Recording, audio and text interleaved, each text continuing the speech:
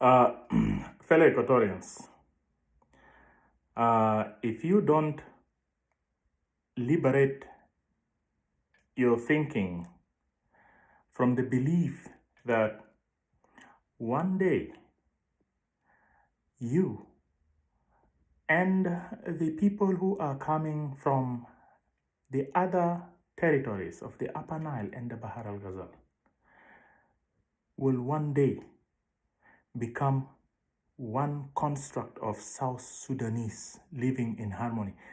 If you don't liberate yourselves from that hope, you are not going to get any salvation.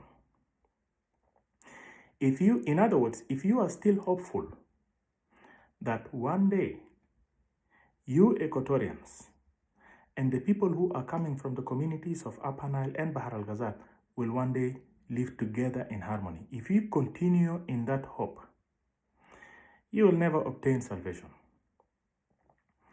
Let me clarify to you this, that it is this hope that you are one day South Sudanese going to live in harmony that has been a detriment to your survival. This construct called South Sudan, you don't need to hold it so much, this South Sudanese identity. Do you know where it came from? Let me tell you where it came from if you don't know. Have you heard of what is called closed district policy around 1920s? The British came up with a policy called the closed district, and it ended somewhere after the Second World War. During this period of time, what was called the South Sudanese identity was formed. It started around the 1920s, and if you have heard, in 1928, a Rajaf conference was also held, and the conference was held in Rajaf. A language was picked, about 5 languages that are going to be used amongst you people. This is the construct of South Sudan in the process. The idea was that once South Sudanese get constructed, you are going to be amalgamated into the East African countries. That was the plan. And from that time on, you have never existed with an authority, like a state. You have never been a state nation.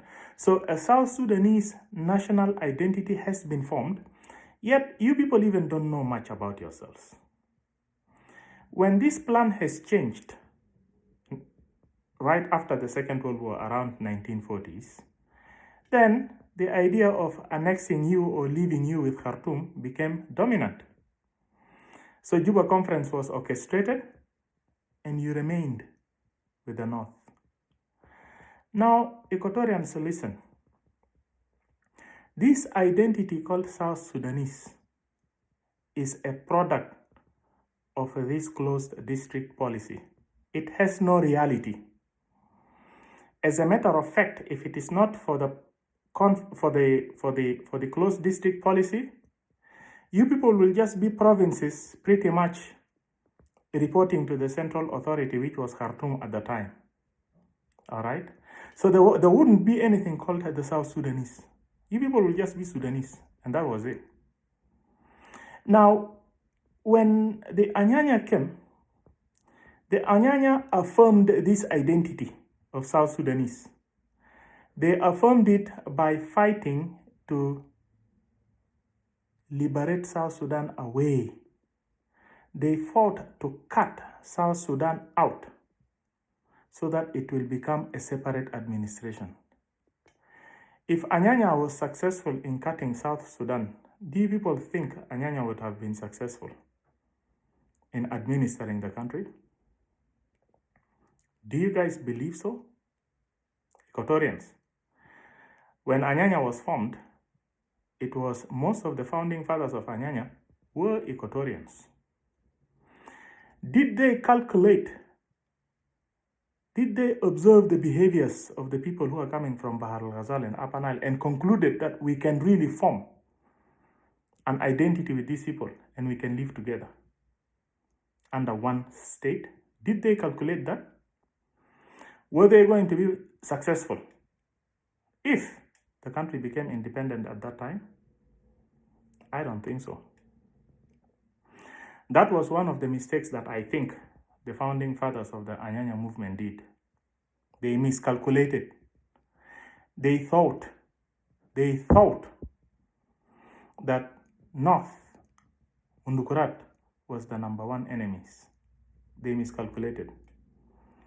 They did not study who were around them.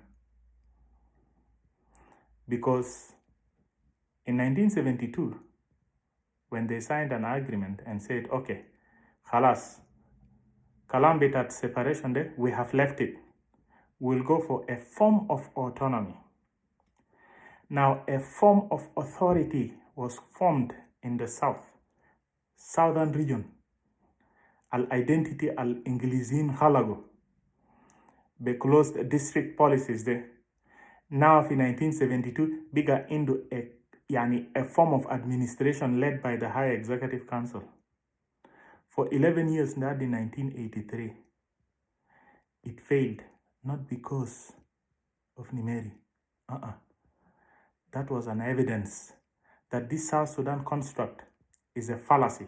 It will never hold. Never will it hold. It wasn't Nimeri. South Sudan will not hold. And when the High Executive Council was formed by this agreement, the 1972, that was the first time a form of state was formed. Fidahil Haja Ginadi, Mantika Bitat Nasal Ginadi Kali South. Did it hold? No. In 1983, Nimeri had to abrogate that agreement because of too much fights. Lahadin untouched le Kokora. Kokora had to be injected. And that Kokora was an evidence that these people cannot hold as one people under one state. That was a clear evidence. The Kokora threw away the High Executive Council, Urajana into regions and Kuluna Bukun accounting where to the central authority. That was the best thing that had happened.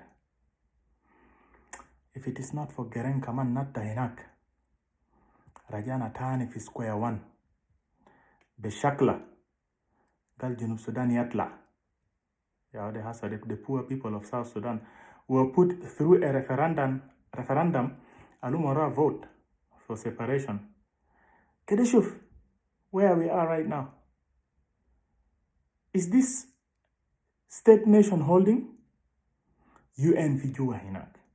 Crisis throughout.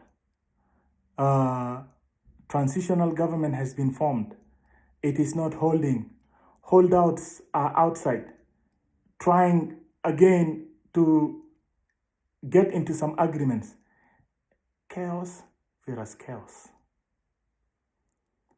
Yahwana, why do these people of the South, Hajal Bigali Southerners, Al-Ingilizini ya khalagu?